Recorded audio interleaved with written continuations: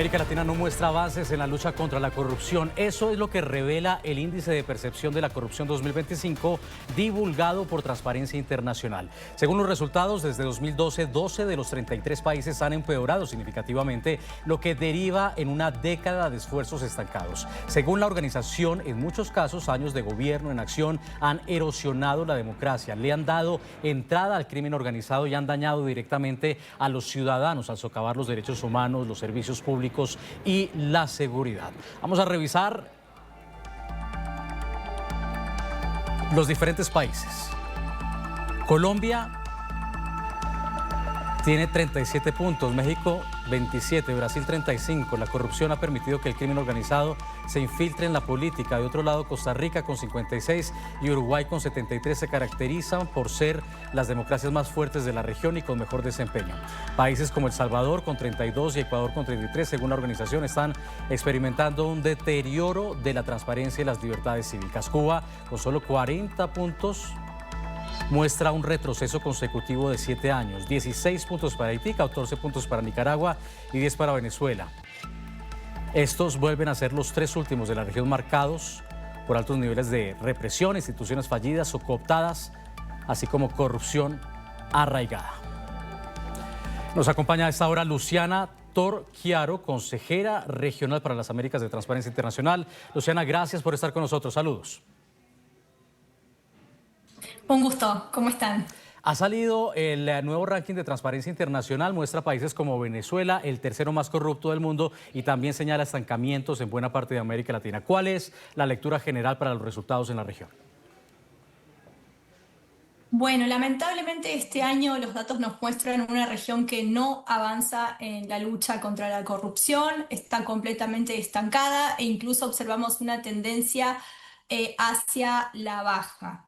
Los gobiernos no están comprometidos de forma sostenida y es por esta razón que lamentablemente los datos nos muestran que ningún país ha avanzado significativamente y a nivel histórico, desde 2012, que es desde el momento en que nosotros empezamos a comparar, solamente 2 países mejoraron significativamente, con lo cual el panorama es bastante sombrío. ¿Cuáles fueron esos 2 países? Los países que mejoraron son República Dominicana y Guyana. Son países, sobre todo en el caso de República Dominicana, que ha modernizado su poder judicial, que ha avanzado en algunas investigaciones de casos de gran corrupción importantes y que ha modernizado un área muy importante donde se concentran la mayoría de los casos de corrupción en la región, que es el área de compras y contrataciones. Y si esos son los 2 únicos que han mejorado, ¿cómo les fue a países que históricamente han sido ejemplo en la lucha contra la corrupción, como Uruguay o un Chile quizá? Sí, lamentablemente este año encontramos esta tendencia, que los países, las democracias más fuertes de la región, Chile, Uruguay, Costa Rica, en el caso de Centroamérica,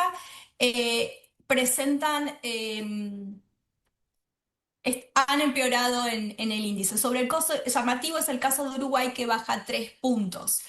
Si bien siguen destacándose con respecto a otros países de la región, no han logrado modernizar su infraestructura anticorrupción de forma suficiente para ser resilientes, por ejemplo, al crimen organizado.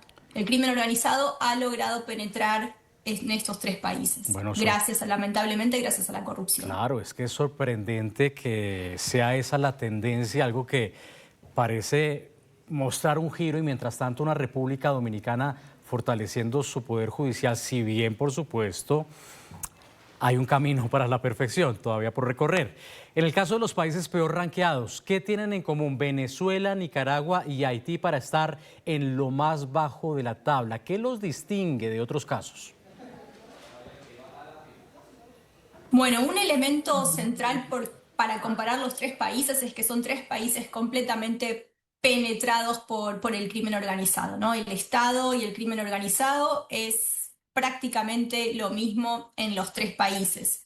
Haití es un poco diferente porque es un Estado fallido, Pero si comparamos Nicaragua con Venezuela, vemos dos países en donde hay represión política, donde no hay un ambiente habilitante para la participación, son países completamente opacos, no existe un equilibrio de poder, por supuesto que el poder judicial responde a los intereses de los gobernantes y es, más bien se ha convertido en un aparato para reprimir más que para hacer justicia. Y en el caso de Venezuela, por supuesto, esta es una medición de 2025. Los datos se están divulgando recién ahora. ¿Cómo ven ustedes los cambios que hemos visto en el país? Si bien estos cambios empiezan recién a vislumbrarse y no terminan aún de concretarse, ¿qué perspectivas creen que puede presentar Venezuela con un régimen que sigue instalado en el poder y una estructura criminal que lo acompaña?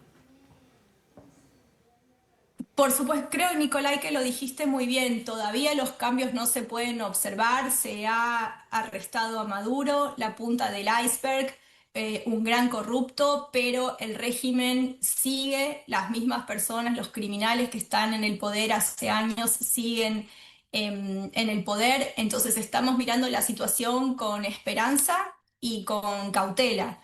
Lo que nosotros pedimos es que se le dé a los venezolanos la oportunidad, su derecho de poder exigir la rendición de cuentas, de vivir en un mundo, en un país transparente, de poder elegir de forma legítima a sus representantes. Y esperamos que ojalá así evolucione la situación. Bueno, y a propósito de elecciones, este es un año muy importante en Brasil, en Perú, en Colombia. ¿Cómo evalúan la relación entre corrupción percibida entre la ciudadanía y la estabilidad democrática? Un resultado como el que estamos viendo podría influir en procesos electorales o en el caso de la confianza ciudadana, particularmente en el caso de Colombia, que se encamina a las urnas aún con el lastre de la corrupción. La corrupción en la región en los últimos ciclos electorales ha jugado un papel central en todas las campañas electorales. Los ciudadanos están cansados de la corrupción y cuando los políticos, los partidos presentan sus plataformas, casi de forma sine qua non em, se presentan como candidatos anticorrupción. Por lo cual me imagino que en las campañas electorales que vamos a ver este año, la corrupción va a ser un factor decisivo. Lamentablemente lo que observamos en varios países es que una vez que los candidatos llegan al poder, después no se comprometen con la lucha contra la corrupción como lo hicieron en sus campañas. Y particularmente el caso de Colombia me parece que es emblemático, ya que Petro llegó con una confianza ciudadana muy grande, con un ímpetu anticorrupción muy fuerte, pero bueno, está llegando a final de su mandato con grandes escándalos en su círculo más íntimo, generando mucha desconfianza. Claro, precisamente resulta llamativo cómo ven ustedes ese candidato que prometía romper con las viejas prácticas de corrupción, terminando involucrado en tantos escándalos dentro de su gobierno, dentro de su círculo cercano, en múltiples frentes a la vez, retrocediendo en este último año completo de gobierno 7 puestos del índice de corrupción, de percepción de corrupción y cayendo gravemente en el registro de 2025. ¿Cómo ven esa paradoja? Yo creo que esto es un fenómeno que se da en varios países, no es solamente en Colombia. Como digo, todos tienen la voluntad política cuando ingresan al gobierno, pero la realidad es que hay varios factores. Por un lado, las instituciones democráticas que hay son débiles, son poco transparentes y no se hacen los esfuerzos necesarios ni las inversiones necesarias para mejorar eso. Y por otro lado, los políticos cuando llegan al poder vuelven a acuñar en todos los países las mismas prácticas corruptas arraigadas en la forma de hacer política. Hasta ahora, o en los últimos años, yo personalmente, o en Transparencia Internacional, mejor dicho, hemos visto muy pocos políticos que se hayan animado a romper con esas estructuras corruptas. Quizás el caso de Dominicana es el caso más, como decíamos antes, que más ha mejorado, en donde hay un liderazgo más comprometido. Esto no implica que el país sea perfecto en materia anticorrupción, pero es el único país que presenta mejoras y tiene que ver con esta voluntad política. Claro, y diría yo por el fortalecimiento del sistema pesos y contrapesos, porque en nuestras instituciones hemos visto los ataques desde la rama presidencial a la justicia y al propio Congreso. ¿Cuál es la importancia de ese sistema de contrapesos para poder atajar la corrupción en democracias como las nuestras? Es fundamental, diría que es dentro del ABC es el A, es imprescindible que una democracia funcione, tenga un sistema de pesos y contrapesos que funcione, que las ramas del Estado puedan controlarse entre sí, que se exija la rendición de cuentas. Sin eso realmente es muy difícil combatir la corrupción. Es sobre todo la corrupción al alto nivel, que es lo que vemos en muchos países de la región. Es quizá el próximo paso que tiene que dar Venezuela, es decir, recuperar su sistema judicial, recuperar la independencia de sus instituciones que dejen de estar cooptadas por el régimen.